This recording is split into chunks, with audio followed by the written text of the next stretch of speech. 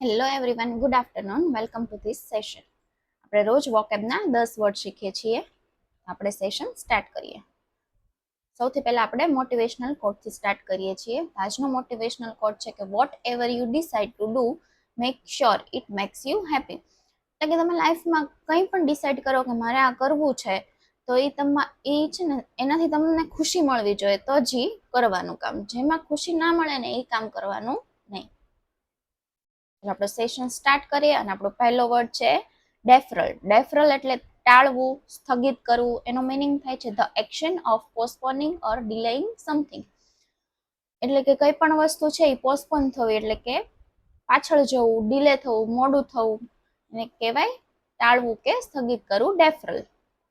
સિનોનિયમ છે postponement, delay, એડજોર્નમેન્ટ એટલે સ્થગિત થવું. એન્ટોનિયમ્સ જોઈએ એડવાન્સમેન્ટ એટલે કે એડવાન્સ, આગળ પડતું, એડવાન્સમાં કરી લેવું. કન્ટિન્યુ રાખવું. એક્સલરેશન એટલે આપણે કહેવાય ને કે ફટાફટ કરવું. એક્ઝામ્પલ જોઈએ કે the deferral of the project deadline gave the team more time to prepare. એટલે કે પ્રોજેક્ટની જે ડેડલાઇન હતી ને એ સ્થગિત કરવાથી ટીમને એ પૂરું કરવામાં વધારે ટાઈમ મળ્યો. નેક્સ્ટ વર્ડ છે સ્વેલ્ડ. સ્વેલ્ડ એટલે ફૂલેલું, વધવું. મીનિંગ છે two increase or grow in size એટલે કે સાઇઝમાં મોટું થવું, ઇન્ક્રીઝ થવું.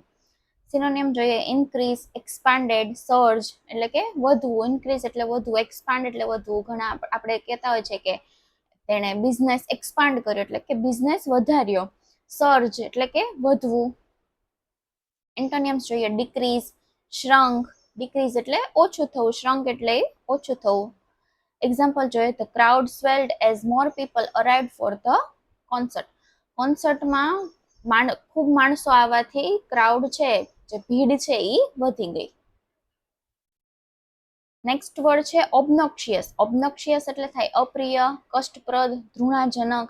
નો મીનિંગ થાય છે એક્સ્ટ્રીમલી અનપ્લીઝન્ટ, જે ખૂબ જ ગમતું નથી એવું કાંઈ હોય જે અપ્રિય, કષ્ટપ્રદ, નથી ગમતું એને કહેવાય ઓબ્નોક્શિયસ.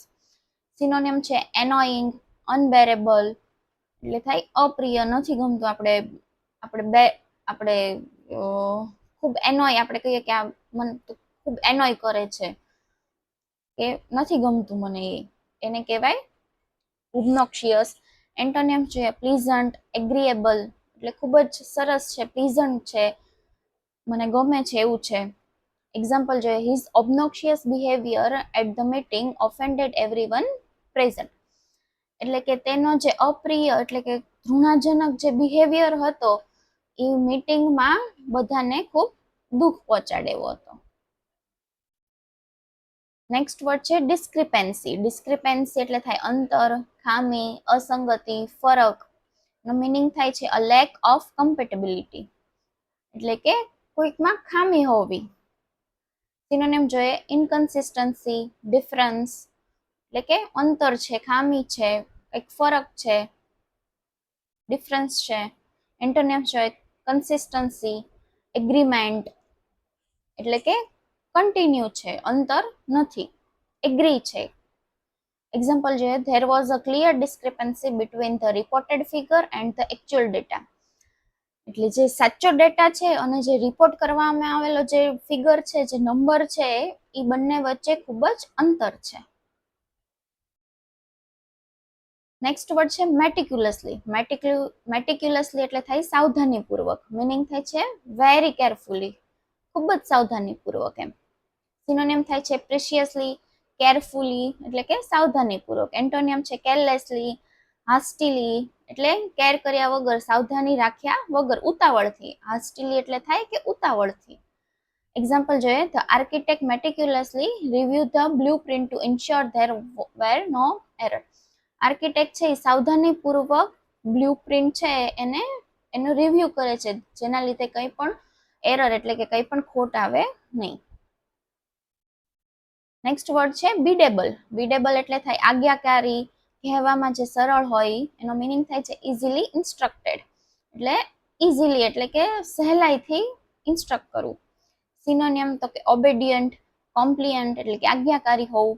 એન્ટોનિયમ સ્ટબન સ્ટબન એટલે ખૂબ ગુસ્સાવાળું હોવું, અનમેનેજેબલ જે મેનેજ થઈ કે એવું ના હોવું. એક્ઝામ્પલ જોઈએ તો biddable child follow every instruction without hesitation. આજ્ઞાકારી બાળક છે એ ખૂબ જ સરળ રીતે ઇન્સ્ટ્રક્શન ફોલો કરે છે. અપહીવલ એટલે થાય ઉથલ પુથલ, જેનો મિનિંગ થાય છે અ violent or a sudden change, અચાનકથી change આવી જવું, ઉથલ પુથલ થઈ જવું. સિનોનિમ થાય છે ટર્મોઇટ, કાઓસ એટલે કે ઉથલ પુથલ થવું. એન્ટોનિમ છે સ્ટેબિલિટી, ઓર્ડર, પીસ. સ્ટેબિલિટી એટલે સ્થિર હોવું, પીસ એટલે શાંતિ હોવી. એક્ઝામ્પલ જોઈએ કે the new company policy causing considerable upheaval among the employees, એટલે કે કંપનીની નવી પોલિસીના કારણે એમ્પ્લોયમાં ઉથલપુથલ મચી ગઈ. નેક્સ્ટ વર્ડ છે ચેગ્રીન. ચેગ્રીન એટલે અપમાન થવું. એમ્બ્રેસમેન્ટ એટ હેવિંગ ફેઇલ્ડ ઓર બીન હ્યુમિલિએટેડ, એટલે કે ફેલના કારણે કે અપમાન, ફેલ કંઈ થઈ જાય તો એના કારણે આપણને અપમાન જેવું અનુભવ, એમ્બ્રેસ થવું. સિનોનિમ છે એમ્બ્રેસમેન્ટ, એનોયન્સ એટલે કે અપમાન. એન્ટોનિમ છે જોય, ડિલાઇટ એટલે કે આનંદ થવો. જોય એટલે આનંદ થાય, ડિલાઇટ એટલે આનંદ થાય. એક્ઝામ્પલ જોઈએ, she couldn't help but feel a surge of chagrin when she saw her rival success. એનો રાઇવલ એટલે કે જેનો કોમ્પિટિટર હતો એના સક્સેસ જોઈને તેણીને ખૂબ જ અપમાન જેવું ફીલ થયું. વન વર્ડ સબસ્ટિટ્યુટ જોઈએ. વન વર્ડ સબસ્ટિટ્યુટ એટલે થાય છે શબ્દ સમૂહ માટે એક શબ્દ. એક્સ્ટ્રીમલી સ્મોલ ઇન સાઇઝ, ખૂબ જ સાઇઝમાં સ્મોલ હોવું એને કહેવાય ડિમ્યુનેટિવ. ડિમ્યુનિટિવ શું કહેવાય, સાઇઝમાં ખૂબ જ સ્મોલ હોવું એને કહેવાય છે ડિમ્યુનેટિવ. નેક્સ્ટ જોઈએ ઇડિયમ એન્ડ ફ્રેઝિસ, એટલે થાય છે રૂઢિપ્રયોગ. ચીક બાય જોલ. ચીક બાય જોલ એટલે થાય છે very close together. Side by side એટલે ખૂબ જ નજીક હોવું. સાઇડ બાય સાઇડ એટલે કે સાઇડમાં જ હોવું, ખૂબ જ નજીક હોવું એને કહેવાય છે ચીક બાય જોલ. ચલો that's it from my side. I hope કે તમને સેશન ગમતા હશે અને તમે વર્ડ્સ ધીમે ધીમે તમને વર્ડ્સ પણ યાદ રહેતા હશે. થોડા થોડા વર્ડ હું રિપીટ કરું છું એટલે તમને વર્ડ યાદ રહી જશે. અમારી પાઠશાળા ટેલિગ્રામ ચેનલ છે તો એમાં જોઈન્ટ થઈ જજો, જેથી તમને જે હું લેક્ચર લઉં છું તેની પીડીએફ પણ મળી રહે. આપણું જે રિઝનિંગનું આપણે જે ચેપ્ટર શરૂ કર્યું છે એનો આજે લેક્ચર નથી, આવતીકાલે બપોરે 3:30 લેક્ચર હશે, જેમાં આપણે રિઝનિંગનો જે રેન્ક ટોપિક છે એ શરૂ કરશું.